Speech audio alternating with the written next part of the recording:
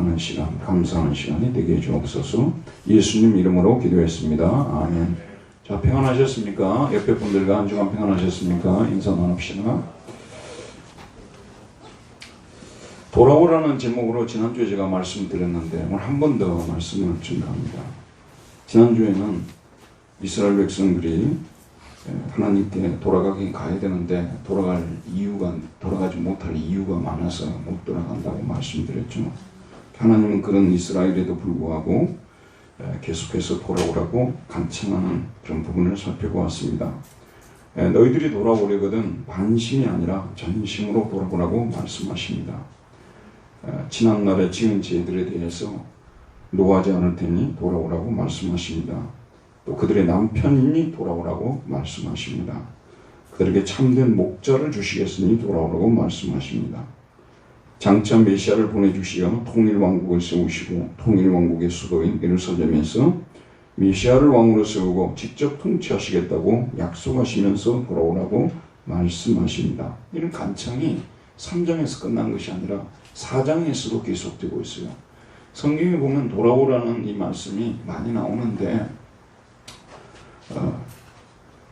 이 예레미야 3장 4장에서 많이 집중적으로 나오고 있음을 볼 수가 있습니다. 먼저 4장 1절을 보면 하나님께서 너희들이 돌아오려면 여호와께로 돌아와야 한다고 말씀하십니다. 누구에게? 여호와께로.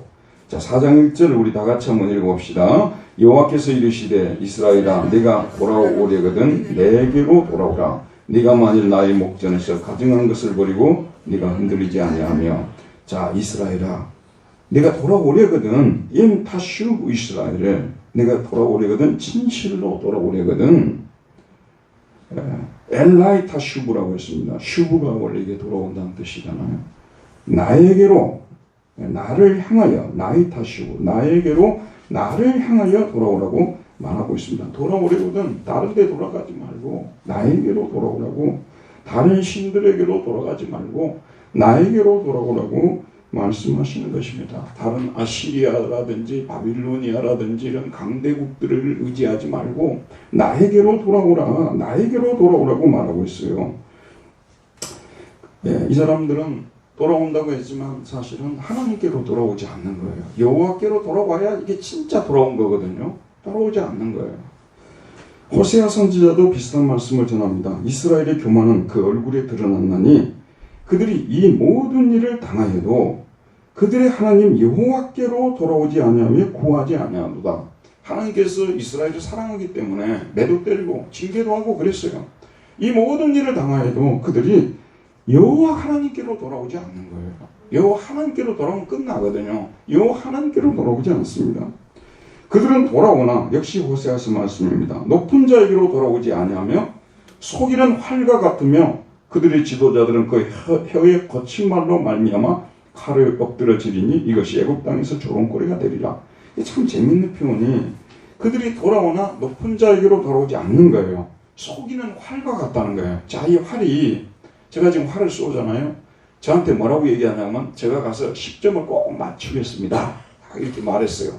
근데 내 손에서 딱 떠나자마자 얘가 10점으로 가다가 갑자기 살짝 속여가지고 7.6점으로 가버리는 거예요. 이 상황을 지금 말하는 거예요. 그러니까 얼른 보니까 이스라엘이 하나님께로 돌아오는 것 같아요. 와, 이제는 마음 잡고 그냥 교회도 막 오는 것 같고 막 예배도 참여하는 것 같고 성경도 보고 막 이렇게 하는 것 같은데 하나님께서 속을 딱 들여다보니까 아직도 안 돌아온 거예요. 이 사람이 속이고 있는 거예요. 얼마든지 그럴 수 있어요. 그런 일이 얼마든지 일어날 수 있습니다. 그들은 선지자들이 말씀을 전할 때는 여호와께 돌아간다고 말했습니다. 그러나 이 말을 할 뿐이지 돌아서는 여호와께로 돌아오지 않습니다. 그래서 계속해서 하나님께 돌아오려면 여호와 하나님께로 돌아오라고 말하고 있어요. 여러분, 돌아간다는 말은 순수한 우리말이죠. 근데 한자로 하면 뭐라고 하죠? 돌아온다, 돌아간다. 회심이라고 말하잖아요. 회심, 돌 회자에 마음 심자. 그 다음 회개라는 말이 있습니다. 회개. 뉘우칠 고칠게. 회심, 회개. 참 이 한문의 그 한계를 가져서 여기 돌아갈 대상까지는 언급하지 못하고 있는데 이 회개할 때 마음 심자에 위에 사람인 그 다음에 어미모자가 있어요. 이게 어머니께로 돌아간다는 이런 암시가 들어있는 것 같아요. 제가 볼 때. 그러니까 말을 안 듣는 아들이 어머니에게 돌아가는 것이 회개다. 여기서 보면 우리가 하나님께로 돌아가야 된다는 것이, 우리를 지으신 하나님께로 돌아가는 것이 진정한 회개라고 말하고 있습니다. 그래서 돌아갔다 말할 때는 항상 하나님께로, 여호와 하나님께로 돌아간다는 것이 이것이 핵심이에요. 호세아 선지자도 이렇게 말합니다. 오라 우리가 여호와께로 돌아가자. 6장 1절에 우리가 여호와께로 돌아가자. 여호와께서 우리를 찢으셨으나 도로 낫게 하실 것이요 우리를 치셨으나 싸매어 주실 것입니다. 12장 6절, 호세아 12장 6절에서도 그런즉 너의 하나님께로 돌아와서 but you must return to your God라고 했습니다. 너가 must예요. 반드시 돌아오려거든 다른 데로 가지 말고 must예요. to your God. 너의 하나님에게로 리턴해야 된다고 말하고 있습니다. 돌아오려고 반드시 하나님께로 돌아가야 된다고 말하고 있어요. 여러분, 베드로 사도가 아주 위대한 말을 남겼습니다. 베드로전서 2장 25절을 보면 베드로 사도가 이런 말합니다. 너희가 전에는 양과 같이 길을 잃었더니 이제는 너희 영혼의 목자와 감독 되신 이에게 돌아왔느니라. 여러분, 베드로의 생애를 제일 잘 알죠. 회개하게 되면요, 회개를 설명하라. 만약 그런 시험 문제가 나왔으면요, 구약에서는 다윗 가지고 문제 출제 하면 돼요. 신약에서는 누구예요? 베드로. 베드로는 아시는 대로 예수님의 수제자로서 3년 동안이나 예수님을 따라다녔지 않습니까? 특별한 사랑과 관심을 받았죠. 그런데 이 처음에 예수님 따라다닐 때 뭔가 한 자리 할 줄 알았는데 장차 하나님 나라가 이루어지면, 그 사람들은, 유대인들의 하나님 나라는 항상 가시적으로 땅에 이루어지는 왕국이에요. 유대인들은 하나님 나라가 딴 게 아니에요. 땅에 정치적으로 경제적으로 막강해지고 안정되는 거, 이방인들을 지배하는 거, 그게 하나님 나라가 임하는 것이거든요. 근데 그런 나라가 임하면 한 자리 할 줄 알았는데 예수님 말씀하시니 자꾸 자기 생각하고 안 맞는 말씀만 하시는 거예요. 뭐 지혜로부터 우리를 구하고, 뭐 죽음으로부터 구하고, 자꾸 이런 말씀, 내가 죽어야만 살고, 뭐 이렇게 자꾸 하시니까 자꾸 그냥 예수님에 대한 신망이 되다가 나중에 예수님 마침내 체포가 되고 빌라도의 법정 앞에 신문을 받으니까 겁이 나가지고 베드로가 도망가 버렸지 않습니까? 예수님 많이 사랑했는데 너무 무서우니까 그 사랑받은 것도 다 잊어버린 거예요. 그러다가 결국은 예수님이 부활하셔서 베드로보다 먼저 갈릴리 바다에 가서 기다리고 있었지 않습니까? 그래서 고기 잡는 베드로에게 이제 예수님하고 같이 따라다니지 않고 자기 스스로 독립해서 고향 사람들하고 고향에 가서 고기 잡으면서 살겠다, 독립선언한 거 아니에요? 예수님이 찾아가셔서 베드로에게 네가 이 사람들보다 나를 더 사랑하느냐? 3번이나 물어보지 않습니까? 2번은 필리오를 쓰고 3번째는 아가페를 쓰잖아요. 이게 베드로가 나중에는 견딜 수가 없어요. 죄송해 죽겠는데 계속 사랑하냐고 물으니까 죄송해 견딜 수가 없어가지고 제가 주님을 사랑하는 줄 주님께서 잘 아시지 않습니까? 결국은 예수님이 그 사랑 앞에서 결국 녹아져서 돌아온 거예요. 저를 비롯해서 우리 모두가 사실은 그래야 되는 거예요. 복음은 궁극적으로 설득하는 것입니다.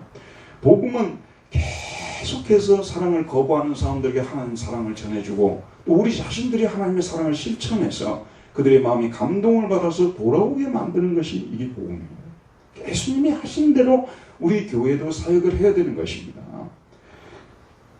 이렇게 자기가 직접 경험했으니까 방황하는 사람들을 너무 잘 알아요. 베드로전서를 쓰면서 2장 25절에 너희가 전에는 양과 같이 길을 잃었더니 나처럼 이제는 너희 영혼의 목자와 감독 되신 이에게 돌아왔느니라.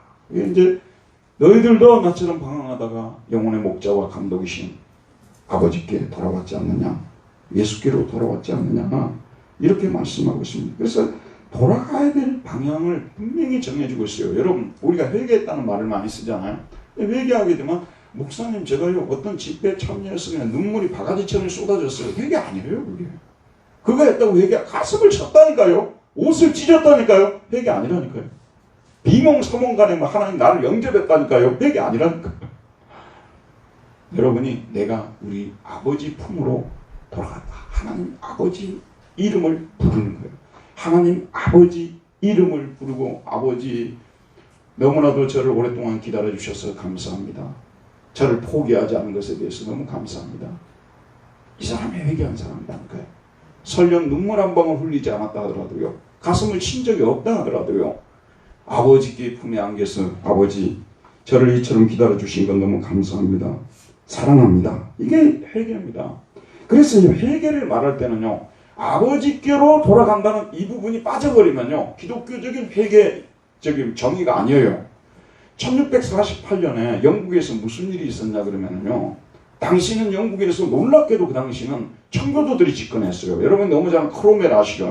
크로멜이 이 청교도가 집권을 해가지고 우리 영국을 장로교 나라로 만들어야 되겠다 해서 1640년부터 48년까지 거의 한 8년, 7, 8년 동안 영국에 있는 목사님들, 그 다음에 또 영국에 있는 장로님들, 신학자들 다 모여가지고 거기서 회의를 했어요. 1000번도 넘게 회의를 했습니다. 몇 년 동안. 그래서 웨스트민스터 신앙 고백서라는 것을 만들어냈는데 15장에 보게 되면 생명에 이르는 회개라는 이 장이 나와요. 생명에 이르는 회개. 죽음에 이르게 하는 회개도 있다는 거예요. 당시 로마 카톨릭에서 했던 것처럼 생명에 이르게 하는 회개. 2항에 보면 이렇게 나옵니다. 회개를 뭐라고 정의하냐면요. 죄인도 회개함으로써 자신의 죄가 하나님의 거룩한 본성과 의로운 율법에 역행되는 것으로서 그 죄가 위험할 뿐 아니라 더러우며 추악하다는 것을 알고 이해하게 되며 죄가 정말 더럽고 추악하다. 그 이해해야 돼요. 회개의 요소 속에는 지성적 부분이 반드시 들어가야 된다 그 말씀입니다.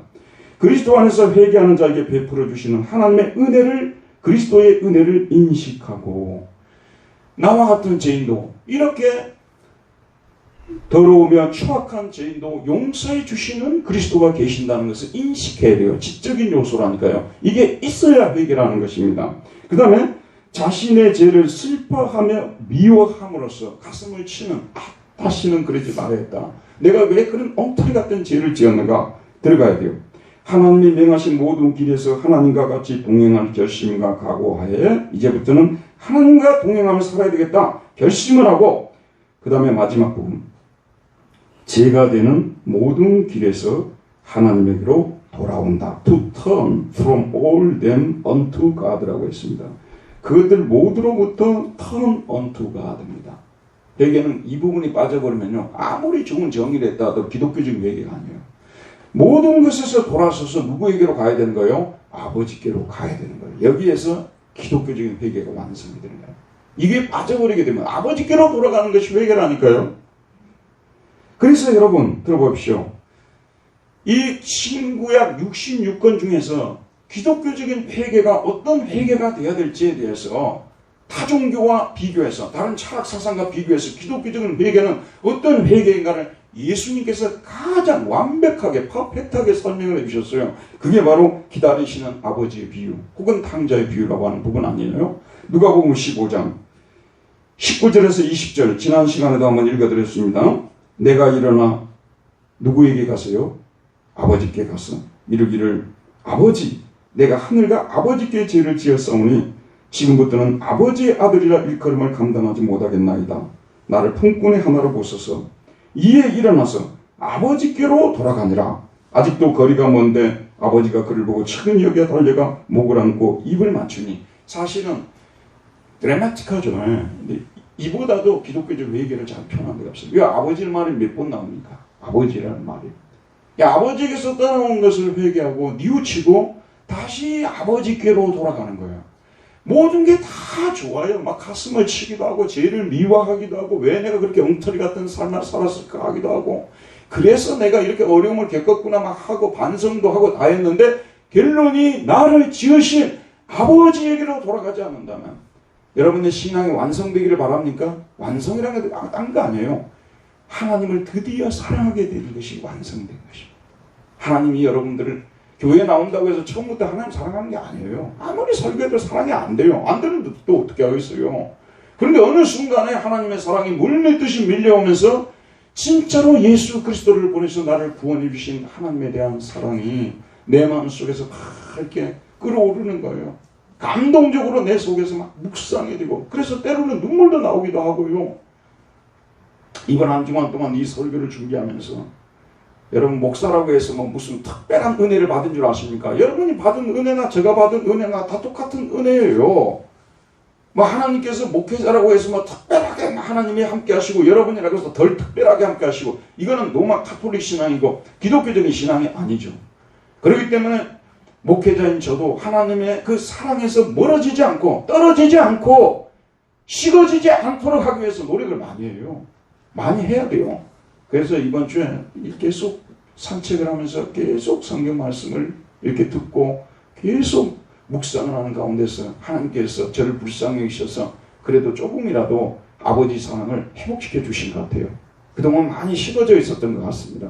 여러분도요 그런 경각심을 가져야 돼요. 진짜 인생의 위기는 딴 게 위기 아니에요. 하나님의 손만 까딱해도 건질 수 있어요. 그까짓 아무것도 아니에요. 문제는 뭐냐, 우리가 하나님 사랑이 없다는 게 이건 진짜 문제예요. 그래서 우리는 의도적으로 아버지께로 돌아가려고, 아버지께 나오면 너무 많이 멀어져 있구나, 돌아가야 되겠구나, 이런 생각을 가지고 애써야 된다는 것입니다. 그 다음에 두 번째, 첫 번째 회개는 아버지께 돌아가는 거예요. 회개예요. 두 번째는 뭐냐면 가증한 것들을 버리고 진실과 정의와 공의를 행하는 것입니다. 자, 4장 1절 2절 한 번만 더 읽어주시기 바랍니다. 함께 읽읍시다. 시작. 여호와께서 이르시되 이스라엘아, 네가 돌아오려거든 내게로 돌아오라. 네가 만일 나의 목전에서 가증한 것을 버리고 네가 흔들리지 아니하며 진실과 정의와 공의로 여호와의 삶을 두고 맹세하면 나라들이 나로 말미암아 스스로 복을 빌며 나로 말미암아 자랑하리라. 가증한 것. 예전에 태국에 갔는데 아주 방콕에 그냥 막 굉장한 기대를 갖고 갔어요. 갔는데 저를 한번 보여주더라고요. 저를 보여주는데 그냥 가증한 것을 보는 것 같아요. 그러니까 우리나라 저를 볼 때는 제가 가증하다는 생각은 별로 안 했어요. 우리나라 저는 그래도 운치가 있고 뭔가 좀 볼만하잖아요. 그런데 이게 막 금으로 씌워가지고 막 이건 산속에 있는 것도 아니고 시내에 이렇게 지어가지고 이게 가증한 것. 여러분, 이런 가증한 것이 이스라엘은요 곳곳에 널려 있었어요. 산에도 가면 이런 가증한 것이 있고 우상 섬기는 거, 심지어는 성소 안에까지 우상 섬기는 단을 만들어 놨잖아요. 그래서 하나님께서 에스겔을 데리고 가가지고 보여주면서 너네들의 행편이 이렇다 이래. 심지어는 성소 안에서도 이런 우상을 만들어 놓고 이런 가증한 것을 만들어 놓고. 여러분, 하나님이 싫어하는 것은 가증한 것입니다. 하나님이 싫어하는 것을 여러분 좋아하지 마세요. 하나님이 싫어하는 것을 왜 좋아해요? 그 가증한 것이에요. 하나님이 좋아하는 걸 좋아해야 되고 하나님이 싫어하는 것을 싫어해야 정상이거든요. 그런데 이스라엘 백성들은 그렇게 하지 않았다는 것입니다. 그래서 가증한 것을 버리고 네가 흔들리지 않으면 자꾸 이렇게 자꾸 흔들려요. 마음이 요동하고 그냥 또 금방 하나님께 돌아간다 했다가 또 안 돌아가고 또 정처도 없고 방황하고 막 이러고 있다고 말이에요. 그러지 말라고 말이에요. 그 다음에 뭐가 나오냐면 진실과 정의와 공의. 자, 구약에서 이 이웃과의 관계에서 우리 믿는 자가 해야 될 단어는 세 단어밖에 없어요. 에메트, 이게 진실이에요. 미슈파트, 정의예요. 그 다음에 체데카라고 하죠. 공의. 진실, 정의, 공의. 오늘 우리 권사님도 기도를 하셨고 또 우리 한국교회에 대해서 많은 문제를 사람들이 제기하고 한국교회를 좀 비판하거나 비난할 때 하나님 믿는다는 사람들이 진실하지도 않고 정의롭지도 않고 공의를 또 행하지도 아니하고 그 못된 인간 목사 몇 명이 그냥 수많은 사람들이 교회를 못하도록 막고 있지 않습니까? 그런데 여러분 들어보세요. 그런데 헌금이 차고 넘치는 거예요.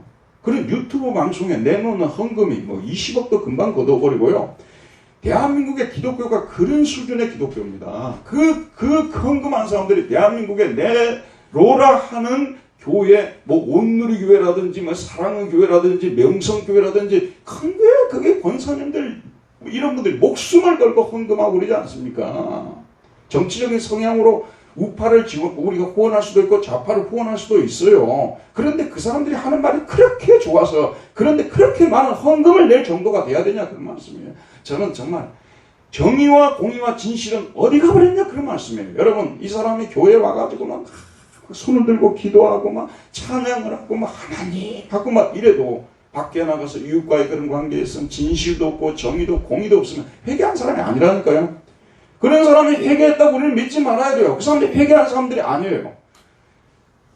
장경동 목사님이라는 분이 계세요. 얼마나 웃기게 설교를 잘하는지요. 그 사람 어떤 설교를 이렇게 들어보니까 결론이 뭐냐면 자식들 염려하지 마라. 자식들이 너보다 잘 된다는 거예요. 그게 어떻게 복음입니까, 여러분? 자식들이 부모보다 안 되는 자식 많아요. 동의하시죠? 우리가 얼마나 똑똑한 사람들이에요. 자식들이 우리 넘어서기 쉽지 않아요. 그 사람은 그걸 하나님 말씀처럼 전해본다니까요. 자식이 놔두면 우리보다 더 잘 된다는 거예요. 그게 어떻게 복음이냐 그런 말이에요. 그런 사람들을 뭐 초청을 해가지고 뭐 앉아가지고 그냥 유머 1번지를 하고 날리고 그런 걸 하나님의 말씀이라고 사람들이 쫓아다니고 유명한 분들이라고 말하고 있어요. 정의와 공의와 진실을 행치 않는 거예요. 그 사람들이 예배당이 한 개도 아니고요. 한 목사가 예배당을 한 5개씩 가지고 있어요. 그게 어떻게 그런 일들이 목사는 지금 가서 설교할 데가 없는 목사님들이 얼마나 많은데 자기 혼자 뭘 그렇게 많이 가지고 있어요. 근데 이런 것들이 우리나라니까 넘어가는 거예요. 다른 나라는 넘어갈 수 없는 일이에요. 우리나라는 이게 넘어가진다니까요. 그리고도 기독교인이에요. 그리고도 회개했다고 그러는 거예요. 어떻게 그게 회개한 거냐 그런 말씀이에요. 진실과 정의와 공의. 저는요 공부를 지금까지 쭉 해왔지 않습니까? 제가 THM 다닐 때 우리 학교 교수들한테 그랬어요. 공부를 이 모양 이 꼴로 시키니까 우리 학교가 어디 가서 똥통이란 말을 듣지 않냐고. 똑바로 공부시키자고. 그래서 저 때문에 졸업 못한 학생이 2-3명이 있어요. 바리새인 중에 바리새인이었어 제가요. 여러분 그런 데서도 자기가 공부하는 사람이면 거기서 정직함을 드러내야 되잖아요. 거기서 꼼수를 쓰지 않고 정직하게 돌파를 해야 되잖아요. 그게 그리스도인 아닙니까? 이런 걸 안 하면서 회개했다. 믿을 수 없는 것입니다. 그래서 이 부분이 얼마나 중요한지 모릅니다. 호세아 선지자도 이 점을 강조하고 있습니다. 그런즉 너희 하나님께로 돌아와서 인애와 정의를 지키며. 인애와 정의. 정의만 또 있으면 안 돼요. 이웃에 대해서 불쌍히 여기는 마음이 또 있어야 돼요. 인애만 있으면 정의만 있으면 안 된다니까요. 인애도 있어야 돼요. 인애는 뭐냐고만요. 그 사람이 하려고 하는데 그렇게 행치 못하는 현실에 대해서 가슴 아파하고 기도해주고 싶어하고 불쌍히 여기는 마음. 이게 그리스도인의 마음이 있어야 돼요. 인애와 정의를 행하고 이래야만이 기독교인이라는 거예요. 이래야만이 하나님 백성이라는 거예요.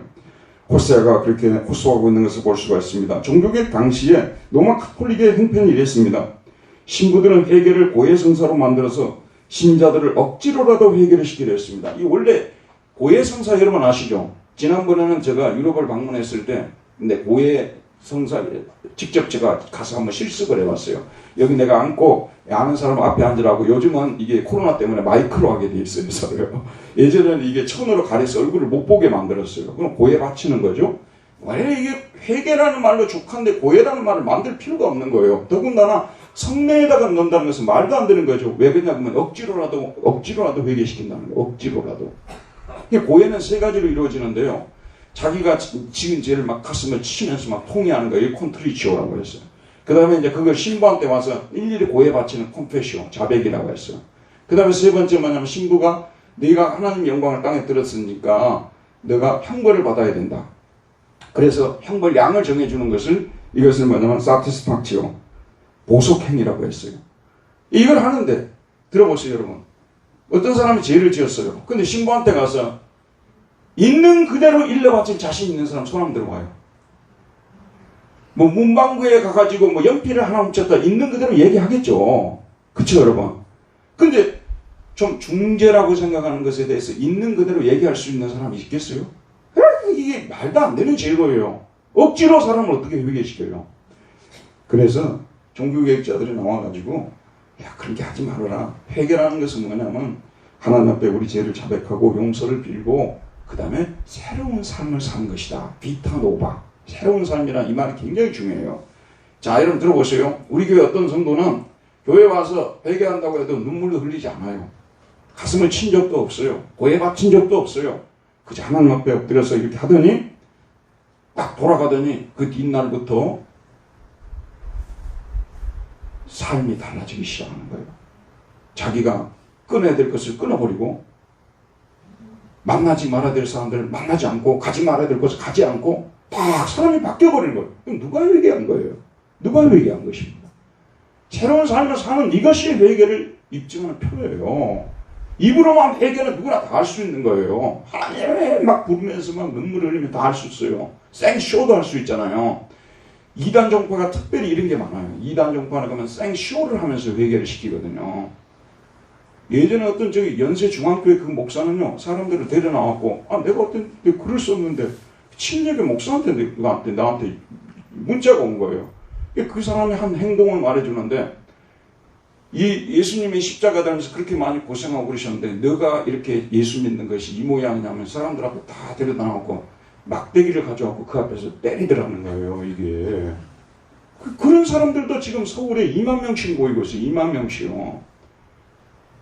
여러분이 아시다시피 내가 교회를 그렇게 신랄하게 비판하는 사람이 아니잖아요. 근데 해도 너무하니까 이런 걸 비판하는 거예요.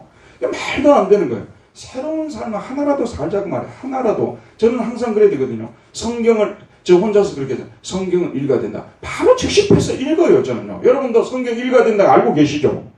모르는 사람 누가 있습니까? 즉시 펴서 읽는 사람이 회개한 거예요. 그동안 성경을 너무 안 읽었어. 내일 읽자. 회개 안 한 거예요. 그 즉시 펴서 회개를 해야 된다니까. 내가 이웃에 대해서 너무 돌아오지 않고 나만 챙겼다. 즉시 자기 계좌에서 돈을 보내야 돼요. 그게 회개라니까요. 저는 기독교를 그렇게 이해합니다. 말은 누구나 다 잘할 수 있어요.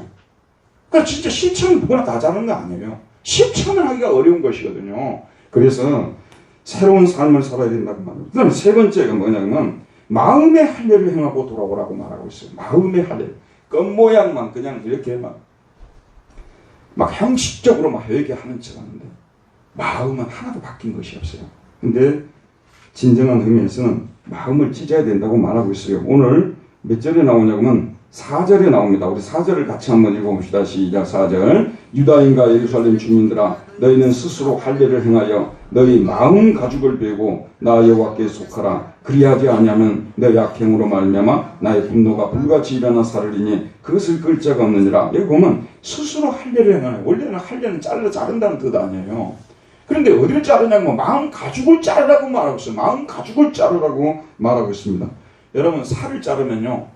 혹시 여러분 여기 손톱 깎기로 여기 손톱 깎다가 살 자를까 봐서 굉장히 염려되죠. 저도 최근에 발이 아파가지고 잘못 잘라가지고 여기에 뭐 좀 나왔고 통증이 있어서 요걸 저녁에 하려고 아주 애를 썼는데 아주 개우개우 했어요. 왜냐면 살 자를까 봐서. 살 자르면 얼마나 아파요. 이거 자르는 것이요. 요걸로요. 잘라도. 그런데 이스라엘 백성은 난지 8일 만에 할례를 행했죠. 이게 작은 어린아이들 뭐죠? 이 갓 태어난 아이들 고추를 베는 거 아니에요? 그게 할례라고 했어요. 8일 만에. 얼마나 아팠을까요? 남자들은 포경수술을 받잖아요. 그거 그냥 입원해서 받아야지. 그냥 갔다가 그냥 산바듯이 할 수가 없어요. 되게 아픕니다. 우리 마음을 그렇게 잘라내라 그 말씀이에요. 너희는 스스로 할례를 행하여 너희 마음 가죽을 베고 여호와께 속하라. 사실은요, 우리가 이 회개를 못하게 막는 가장 뭐라고 할까요? 숨어있는 이유, 속에서 작동하는 것이 뭐냐? 마음이에요, 마음. 이것이, 마음은, 여러분, 이 마음이라는 이 단어가 참 이게 번역하기가 매우 어려운 단어입니다. 그래서 마인드를 갖다가 보통 뭐 이성이라고도 번역하고 마음이라고도 하고 생각이라고도 번역하고 여러 가지로 번역하잖아요.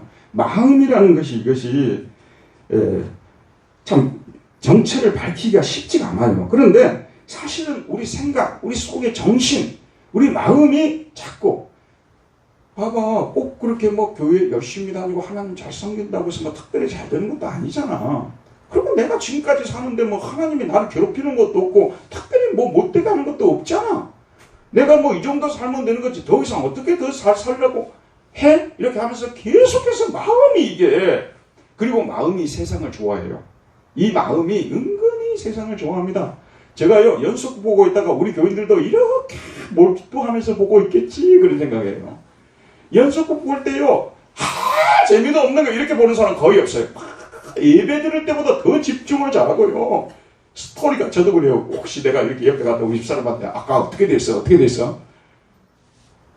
얼마나 집중을 잘하고. 세상은요 우리 마음을 알고 있어요. 그래서 우리 마음의 약점을 이용해서 다 이렇게 하는 거예요. 그래서 근본적인 문제는 마음에서 일어나는 것입니다. 유혹은 마음에서 일어나요. 그래서 마음의 유혹을 배워버려야 된다는 말씀이 되는 것입니다. 진짜 배워야 할 것, 잘라야 될 것이 마음이에요. 내가 마음이 잘못됐구나. 이 마음 정신 상태가 문제구나. 여기서 내가 해결을 봐야 되겠구나. 이렇게 돼야 된다고 말이에요. 세상 따라가 봤자 사탄의 유혹에 귀를 기울이고 사탄이 하는 소리 들어봤자 좋은 게 하나도 없더라. 여러분도요, 진짜 수학을 잘하는 사람은요, 하나님 말씀대로 사는 사람이 수학을 잘하는 거예요. 세상 따라가 봤자 별것이 없어요. 많은 것들을 약속하지만 별것을 주지도 않아요, 여러분. 그리고 여러분 가끔 생각해보세요. 여러분 주변에 많은 사람들 있잖아요. 그들과 어울리기도 하고 밥도 먹고 그러잖아요.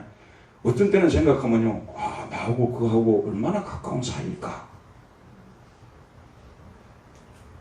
가까운 사이도 별로 없어요. 그냥 노는 거예요. 그냥 즐기는 거예요.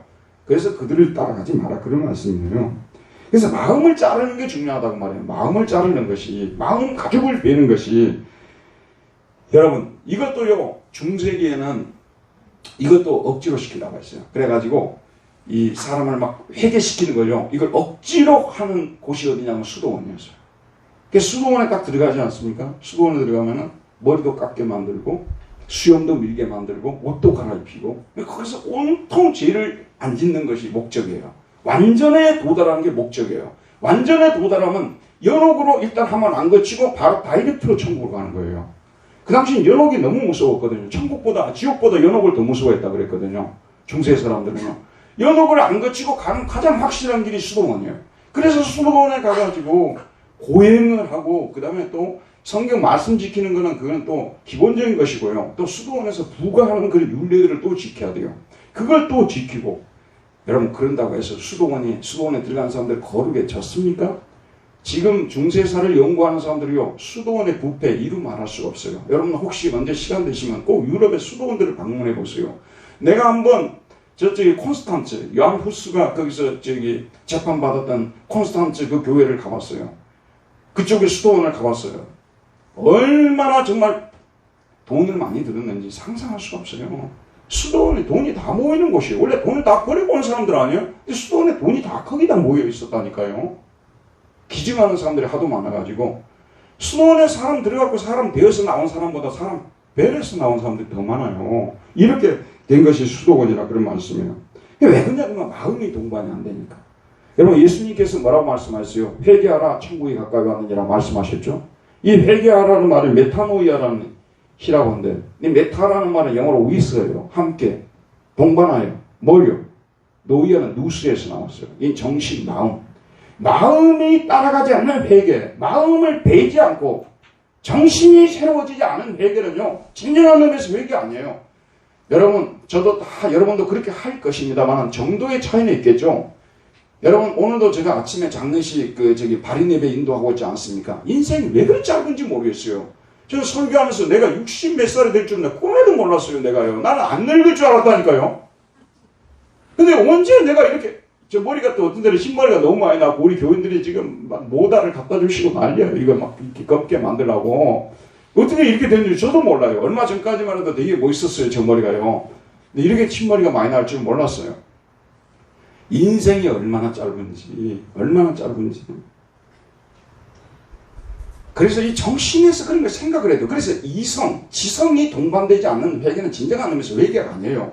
자기가 성경을 통해서 인생의 무상을 깨달아야 돼요. 인생이 짧다는 걸 깨달아야 되고, 우리가 갈 때가 있다는 것을 알아야 되고요. 한 번 죽는 것은 사람에게 정한 것이고 후에는 심판이 있다는 것을 지성적으로 깨달아야 되는 거예요. 이렇게 살아봤자. 그래서 여러분 돈 많이 벌으셨죠. 하나님 떠나서도요, 돈 많이 벌 수 있어요. 그러면 살기 좋아졌죠. 좋은 집에 살고 있죠. 좋은 차 타고 있죠. 자녀들 잘 됐죠. 그렇다고 해서 뭐 더 행복해진 게 있습니까? 솔직히 말씀드리면요, 저는 먹는 것도 70년대, 60년대 못 살 때 먹었던 것이 제일 많이 기억나요. 그때 먹었던 우리 어머니가 해준 굴로 만든 이런 거 얼마나 맛있는지. 김치도 그때 먹었던 김치는 지금 김치와 비교할 수가 없어요. 맛있는 거요. 잠자는 거 그까짓 거 아무것도 아니었어요. 우리는 밖에 가서도 잤어요. 그게 뭐 좋은 집에 잔다고 해서 그게 행복해지는 것입니까? 그걸 또 만들어 놓고 지키겠다고 또 날리고, 그냥 불안하니까 교회 가서 기도까지 하고 또 목사님 또 저 끼고 있어야지. 그래야 좀 덜 불안하니까. 이런 걸 신앙이라고 생각하지 말자고 말이에요. 신앙에는, 회개에는 지성적 요소가 너무나 중요해요. 여러분이 이 세상의 허물을 깨달아야 돼요. 그리고 진짜 우리를 지으신 분이 있고 천국과 지옥이 있다는 것을 우리는 알아야 되는 것이고, 인생은 유한하다는 것을 알아야 되는 것이고, 진정한 행복은 하나님께로 돌아가서 하나님과 교제하면서 누리는 것이 진정한 행복인 줄 믿습니다. 아우구스티누스라는 사람도 결국 방황하다가 하나님께로 돌아오니까 여기에서 내가 드디어 안식을 누리게 됐다고 고백하지 않습니까? 정말 진심으로 이렇게 여러분들이 돼야 돼요. 근데 이 인간의 힘으로 또 이 회개가 안 되는, 제일 인간의 힘으로 도달할 수 없고 할 수 없는 것이 회개입니다. 하나님 은혜가 있어야 돼요. 동의하시죠? 지난 시간에 제가 말씀드렸잖아요. 하나님 은혜 주시지 않으면 우리 회개도 할 수 없어요. 그럼 은혜를 받으려면 어떻게 됩니까? 교회 나와서 하나님 말씀을 들어야죠. 하나님 말씀을 듣때 어떤 말씀을 드려야 돼요? 좋은 말씀 드려야 돼요. 자꾸 안 좋은 말만 하고 계속, 여러분 자녀를 데려다 놓고요. 지금 잘못하고 있어요. 내가 노트에다 기록을 했어요. 내 거 다 안 좋은 말만 다 기록을 해놔요. 그래가지고 돌이키라 그러면 돌이킬 자녀 한 명도 없어요. 분명히 잘못하고 있는 줄 알아요. 형편없이 살고 있는 줄 알아요. 그래도 좋은 말을 계속 해주는 거예요. 좋은 말을. 너에 대한 이런 계획을 가지고 있고, 내가 너를 지켜줄 것이고, 내가 지금 이제 망가뜨리고 인생 끝났다고 내 인생 끝난 게 아니라고 다시 세워줄 것이고, 회복시켜줄 것이고, 창백케 할 것이고, 계속 이 약속의 말씀, 소망의 말씀만, 이게 복음의 말씀이에요.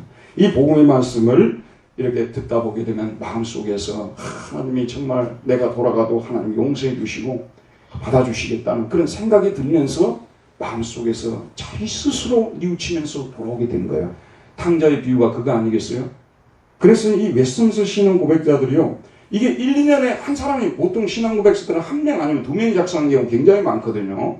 스코틀랜드 신앙고에서는 존 낙스, 예를 들면 스위스 신앙고에서는 불링거, 그러니까 한 사람이 또 제네바 요리 문답은 칼빈, 이런단 말이에요. 근데 이거는 여러 사람이 모여서 작성한 거예요. 제1항을, 회개 1항을 뭘로 잡았냐면 생명에 이르는 회개는 복음적인 은혜다. 이벤젤리컬 그레이스라고 했어요. 이 복음의 은혜가 아니고서는 생명에 이르는 회개할 수 없어요. 죽음에 이르는 회개는 시킬 수 있어도 생명에 이르는 회개, 자발적인 회개, 기쁨으로 하는 회개, 눈물을 흘리면서도 웃는 그런 회개는 복음의 은혜 아니고서는. 그래서 교회가, 들어보세요 여러분, 교회는 두 종류의 말씀을 가지고 있어요.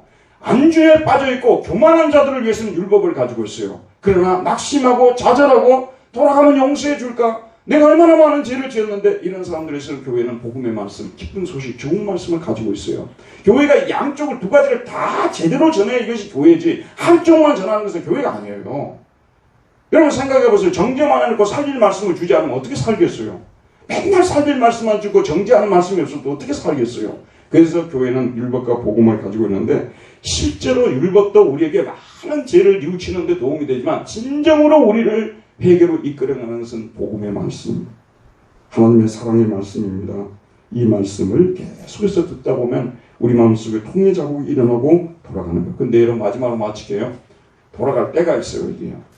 성경은 분명히 이야기하고 있어요. 한없이 기다리지 않습니다. 하나님께서. 여러분 생각에서는 하나님 한없이 기다린다고 생각하고, 어떤 분들은 하나님이 한없이 기다릴 거라고 생각해서 안 돌아온 분들도 계세요. 그런데 하나님 한없이 기다리지 않습니다. 오늘 4장 4절에 보면 유다인과 예루살렘 주민들아, 너희는 스스로 하려고 행하여 너희 마음가짐을 메고 나 여호와께 속하라. 그리하지 아니하면 너희 악행으로 말미암아 나의 분노가 불같이 일어나 사르리니 그것을 끌 자가 없으리라. 기다려주시는 하나님이십니다. 그런데 돌아와야 할 때 돌아와야 되는 거예요. 지금 이런 말씀을 여러분들에게 하나님께서 데려다가 이 자리에 올 수 없는 사람들을 이 자리에 오게 해서 들려주시는 하나님의 의도가 뭐겠어요? 돌아올 때가 됐다는 거예요. 더 이상 미루었다가는 큰일 난다는 거예요. 우리 인간들이 얼마나 여러분 하나님을 멸시하는 시대에 살아가고 있냐면요, 내 인생은 하나님도 간섭 못한다고 생각해요. 아니에요. 하나님 기다리고 있을 뿐이에요. 돌아올 때 돌아와야 되는 거예요. 이사야가 이렇게 말합니다. 너희는 여호와를 만날 만한 때에 찾으라.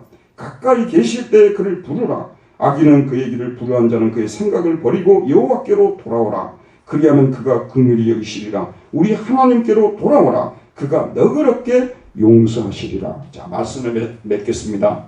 제가 살아보니까요, 하나님이, 우리가 하나님 안에 거하고 하나님과 교제를 가지고 살 때 진짜 행복하더라고요.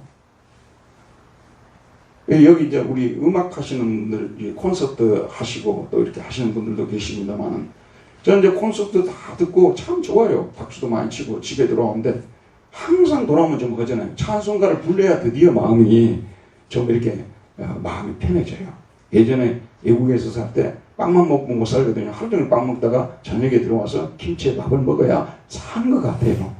우리 인생은 하나님 품으로 돌아와서 이 교회 안에서 일주일에 한 번만 나온다 하더라도 말씀을 듣고 살아야만이 우리 인생이 제대로 사라지게 되어 있어요.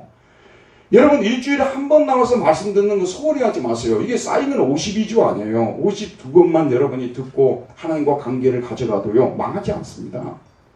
근데 하나님을 떠나서 살지 않습니까? 그것은 올바른 선택이 될 수가 없습니다. 미련한 선택입니다. 여러분 무엇을 하든지 우리 인간이 하는 일에는요 끝이 있어요. 우리 인간은 항상 부족함이 있고 갈증이 있게끔 되어 있어요. 무슨 일을 하든지요. 그런데 거기에 예수 그리스도가 들어오고 말씀이 들어오고도 하나님이 들어오게 되면은요 그 공허했던 것들이 그 갈증이 사라지게 되는 거예요. 메워지게 되는 것이고 그러면서 우리 인생이 뭔가 큰 굳건한 반석 위에 서 있는 것 같아요. 히라빈들은 굳건한 반석을 서브스텐스라고 그랬잖아요. 수브스타 아래에서 떠받쳐주고 있는 거예요. 하나님 없이 살아가게 되면요 바람에 나는 개와 같이요 인생이 그렇게 가벼울 수가 없어요. 그래서 우리 인생들 보면 하나님 안 믿고 사는 사람들 지금 만나보니까 이가 한다 그러고 또 작년에는 뭘 한다고 난리치다가 또 그 전에는 주식한다고 난리다가 또 그 전에는 또 뭐 영화 간다 난리다가 그 전에는 산에 다닌다고 난리다가 계속해서 왜냐하면 이게 밑에서 받쳐주는 것이 없어요. 그러니까 그렇게 바람에 나는 개와 같이 살 수밖에 없어요. 개를 보세요. 이리저리 날아다니지 않습니까? 우리 하나님을 떠나서 살아가는 인생은 어리석은 인생입니다. 여러분들 모두 오늘 말씀 들으시고 여호와께로 돌아오시길 바랍니다. 은혜로우신 하나님, 오늘도 생명의 말씀을 우리에게 보내주셔서 이 말씀을 통해서 우리를 일깨우시고 우리가 다시 한번 여호와께로 돌아가야 한다는 사실을 깨우쳐 주셨사오니 이 말씀대로 모두가 하나님께로 돌아와서 이웃과의 관계에서 진실과 정의와 공의를 행할 수 있는 저희들이 되게 해주시고 마음 가죽을 베고 여호와께 속할 수 있는 저희들이 되게 해주시고 하나님을 믿는 채 쇼를 하는 사람들이 되지 말게 해주시고 진실로 하나님을 믿는 사람들이 되게 해주시기를 원합니다. 우리 주변에 정말 말도 안 되는 이 말씀들을 전하면서 하나님 말씀이라고 말하면서 수많은 사람들을 미혹시키는 사람들을 볼 때 두렵고 떨리는 마음 우리가 가지지 않을 수 없습니다. 여호와 하나님 아버지 참으로 한편으로는 하나님에 대해서 두렵고 떨리는 마음을 가지시도록 도와주시고 또 한편으로는 우리를 기다리고 계시는 하나님의 그 사랑을 생각해서 이렇게 많은 죄를 지었음에도 불구하고 주님의 품에 안기겠습니다. 돌아가고자 하는 그런 마음들을 가질 수 있도록 은혜 베풀어 주옵소서. 예수님 이름으로 기도했습니다. 아멘. 다 같이 찬송가 부르시겠습니다. 527